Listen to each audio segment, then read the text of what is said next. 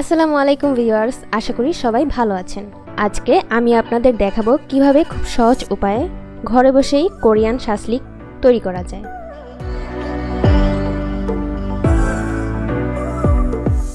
তার জন্য আমাদের যা যা লাগবে, প্রথমেই নিয়ে নিচ্ছি একটি বাটিতে স্লাইস করা কিছু চিকেন। তারপর নিয়ে নিচ্ছি 3টি ক্যাপসিকাম। যদিও আমি 3 কালারের নিয়েছি, আপনারা চাইলে যে কোনো একটি দিয়েও করতে পারেন। এরপর চিকেনের সাইজ অনুযায়ী কেটে নিচ্ছি ক্যাপসিকামগুলো।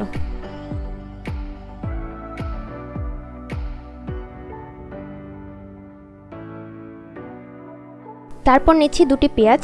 পেঁয়াজগুলো আমি এভাবে 4 ভাগ করে নিচ্ছি।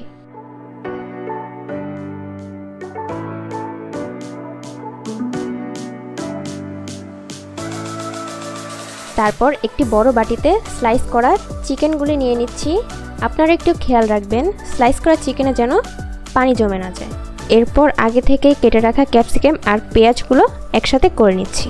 দিয়ে দিচ্ছি 2 চা চামচ শুকনো মরিচের গুঁড়ো, দিচ্ছি 2 চা চামচ টমেটো সস, দিচ্ছি 2 চা চামচ চিলি সস, দিচ্ছি 2 চা চামচ সয়া সস এবং 2 চা চামচ ভিনেগার। নিয়ে নিচ্ছি পরিমাণ মতো লবণ। এরপর ভালোভাবে মাখিয়ে 30 মিনিটের জন্য রেখে দিব, যাতে মশলাগুলো ভালোভাবে মিশতে পারে।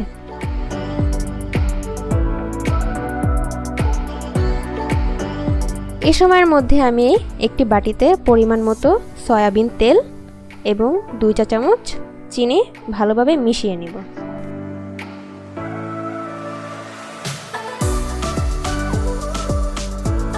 ত্রিশ মিনিট হয়ে যাওয়ার পরে আমি কয়েকটি ব্যাম্বু স্টিক নিয়ে একটির পর একটি স্টিক আকারে গেঁথে নিব।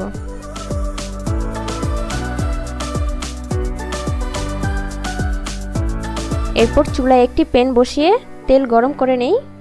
তেল গরম হওয়ার পরে বানিয়ে রাখা শাসলিকগুলো একটি একটি করে দিয়ে দিব।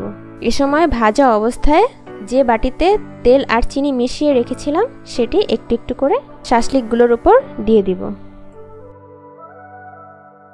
তারপর বাটিতে অবশিষ্ট মশলাগুলো এর উপর দিয়ে দিব।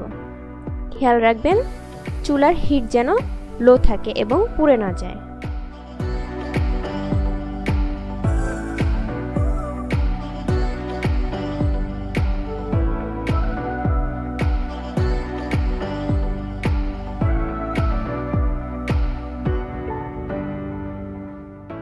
এভাবে কিছুক্ষণ ভাজার পরে তৈরি হয়ে গেল ঘরোয়া উপায়ে কোরিয়ান চিকেন শাসলিক।